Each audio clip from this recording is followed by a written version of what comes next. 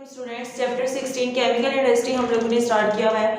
आज जो टॉपिक हम लोग ने डिस्कस करना है वो है जी मैन्युफैक्चरिंग ऑफ यूरिया के यूरिया को हम लोग कैसे प्रिपेयर कर सकते हैं। सबसे पहले हम लोग देखेंगे कि यूरिया है क्या, इसकी इतनी इंपॉर्टेंस क्यों है, कौन कौन से स्टेप इसके इन्वॉल्व हैं और इसके मेरिट्स वगैरह क्या हैं। अगर हम लोग बात करें तो हम लोग कहते हैं कि यूरिया को हम बेसिकली हम लोग यूज़ करते हैं एज अ फर्टिलाइज़र के। इसमें क्या होता है कि 46% जो नाइट्रोजन होती है वो मौजूद होती है यूरिया में। अब अगर हम इस यूरिया का केमिकल फार्मूला देखें तो हम लोग क्या कहते हैं कि केमिकल फार्मूला है जी यूरिया का NH2 carbonyl functional group present है और यहाँ पे भी NH2, ये क्या है यूरिया। अब यूरिया को सबसे पहले प्रिपेयर किसने किया था ये हम लोग पीछे भी पढ़ के आ चुके हैं कि हमारे पास एक साइंटिस्ट था फ्रेडरिक वूलर, उसने 1828 में यूरिया को फर्स्ट प्रिपेयर किया था। कहाँ कैसे प्रिपेयर किया था, इसने इनऑर्गेनिक कंपाउंड लिया था अमोनियम साइनेट। जब हम इसने लेबोरेटरी में अमोनियम साइनेट को हीट किया तो वहाँ पे जाके हमारे पास एक ऑर्गेनिक कंपाउंड जो यूरिया है वो प्रिपेयर हो गया था। और फ्रेडरिक वूलर ने 1828 में इस यूरिया को क्या किया था, प्रिपेयर किया था। 1828 में फ्रेडरिक वूलर ने यूरिया को जो है वो प्रिपेयर किया था। और फ्रेडरिक वूलर ने जो वाइटल फेस थ्योरी है, वाइटल फोर्स थ्योरी है, उसको क्या किया था, रिजेक्ट किया था, जो ये कह रही थी कि इनऑर्गेनिक कंपाउंड जो है वो इनऑर्गेनिक सब्सटेंस से ही प्रिपेयर किए जा सकते हैं और जो ऑर्गेनिक कंपाउंड है वो सिर्फ ऑर्गेनिक सब्सटेंस से ही प्रिपेयर किए जा सकते हैं। हालांकि ऐसा नहीं था। फ्रेडरिक वूलर ने क्या किया, 1828 में इनऑर्गेनिक कंपाउंड अमोनियम साइनेट लिया। जब इसने अमोनियम साइनेट इनऑर्गेनिक था उसको इसने हीट किया तो फिर इसने इनऑर्गेनिक कंपाउंड से किसको प्रिपेयर किया, ऑर्गेनिक कंपाउंड, जो कि यूरिया जो था वो क्या था, ऑर्गेनिक कंपाउंड था। उसने इस ऑर्गेनिक कंपाउंड यूरिया को क्या किया, प्रिपेयर किया। अब हम देखेंगे कि यूरिया को प्रिपेयर करने के लिए कौन कौन से मेथड जो है वो इन्वॉल्व हैं।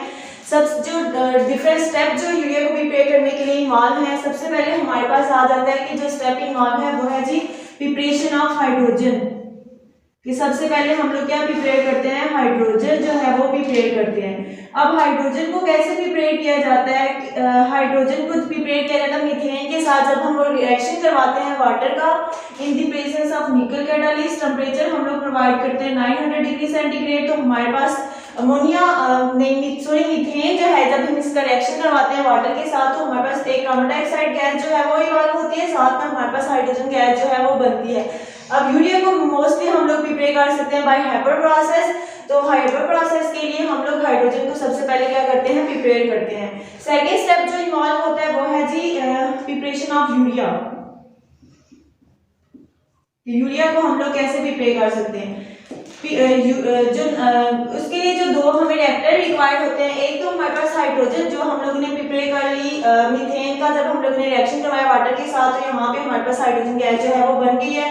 सेकंड वन हमारे पास आ जाता है कि नाइट्रोजन, जो हमें रिएक्टेंट रिक्वायर्ड होता है वो नाइट्रोजन। और नाइट्रोजन हम लोग कहाँ से ले सकते हैं, हमें पता है कि एटमॉस्फेयर में नाइट्रोजन अबाउट 71% हमारे पास नाइट्रोजन जो है एटमॉस्फेयर में मौजूद होती है। तो हम लोग क्या करते हैं, एटमॉस्फेयर से नाइट्रोजन जो है वो लेते हैं। और इन दी प्रेजेंस ऑफ हाइड्रोजन हम लोग डिफरेंट कैटालिस्ट यूज करते हैं। टेम्परेचर भी हमारा डिफरेंट होता है। एटमॉस्फेरिक प्रेशर 200 एटमॉस्फेरिक प्रेशर होता है, हमारे पास ATM होता है। और टेम्परेचर हम लोग यूज करते हैं 450 टू 500 डिग्री सेंटीग्रेड हम लोग टेम्परेचर यूज करते हैं। जो कैटालिस्ट हम लोग यूज करते हैं वो है फेरिक ऑक्साइड Fe2O3।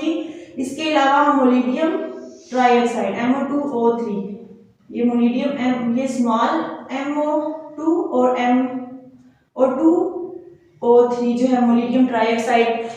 ये कैटालिस्ट हम लोग यूज करके नाइट्रोजन एटमॉस्फेयर से लेते हैं और हाइड्रोजन हम लोगों ने ऊपर प्रिपेयर की हुई है in the presence of this catalyst by providing 450 to 500 degree centigrade temperature और एटमॉस्फेरिक प्रेशर जो होता है वो 200। तो यहाँ से हम लोग क्या कर लेते हैं, अमोनिया को प्रिपेयर कर लेते हैं by hyper process. Next one जो हमारे पास स्टेप आता है वो ये है कि फॉर्मेशन ऑफ अमोनियम कार्बामाइड।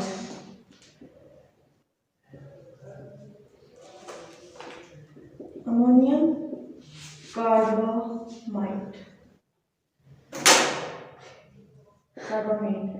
अब क्या होता है कि ये जो अमोनिया हम लोगों ने प्रिपेयर किया है इसके साथ हम लोग रिएक्शन करवाते हैं कार्बन डाइऑक्साइड का, तो ये जो प्रोडक्ट इंटरमीडिएट हमारे पास स्टेबल प्रोडक्ट नहीं होता, इंटरमीडिएट प्रोडक्ट होता है, इसको हम लोग नाम देते हैं अमोनियम कार्बामेट का, और ये हमारे पास आ जाता है अमोनियम कार्बामेट। अब जब अमोनियम कार्बामेट हमारे पास बन गया तो अमोनियम कार्बामेट को फिर हम लोग क्या करते हैं, अमोनियम कार्बामेट को हीट करते हैं।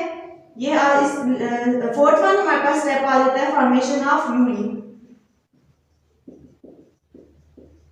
कि यूरिया अब कैसे बनेगा कि अमोनियम कार्बामेट को हम लोग हीट करेंगे, NH2C double bond O negative NH4, ये हमारे पास स्टेबल प्रोडक्ट नहीं होता, हम इसे हीट करेंगे तो यहाँ पे हमारे पास जाके क्या बन जाएगा यूरिया, साथ में वाटर का मॉलिक्यूल क्या होगा वो रिमूव हो जाएगा,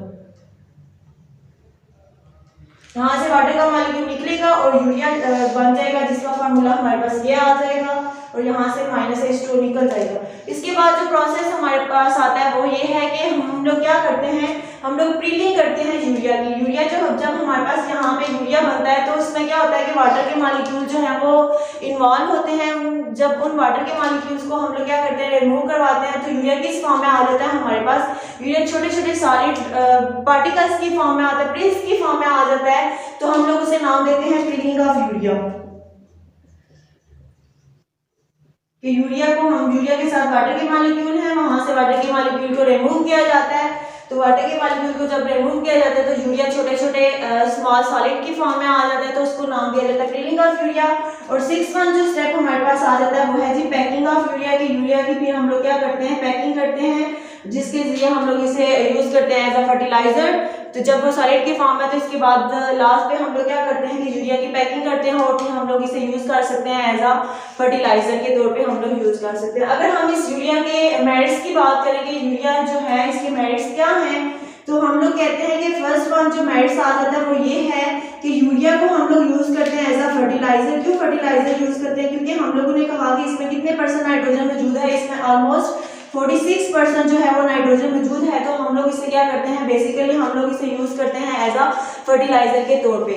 नेक्स्ट वन जो हमारे पास इसका यूज आ जाता है, या फिर हम लोग एडवांटेजेस की बात करते हैं, तो हम लोग कहते हैं कि इसमें हमारे पास इसका एडवांटेजेस आ जाता है कि हम यहाँ पे यूरिया को यूज करते हैं, पेपर इंडस्ट्री में यूज करते हैं। क्यों पेपर इंडस्ट्री में यूज करते हैं, हमारे पास जो सेलुलोज होता है उसको सॉफ्टन करने के लिए हम लोग क्या करते हैं, हम लोग यूरिया को यूज करते हैं।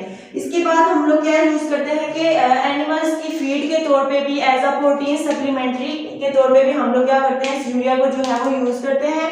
इसके अलावा हम लोग क्या करते हैं, प्लास्टिक की मैन्युफैक्चरिंग के लिए भी हम लोग किसको यूज करते हैं, हम लोग यूरिया को जो है वो यूज करते हैं। तो ये था हमारा आज का टॉपिक जिसमें हम लोग ने यूरिया को प्रिपेयर किया, इसके मेरिट्स देखे और ये देखा कि कौन कौन से स्टेप इसमें इन्वॉल्व होते हैं।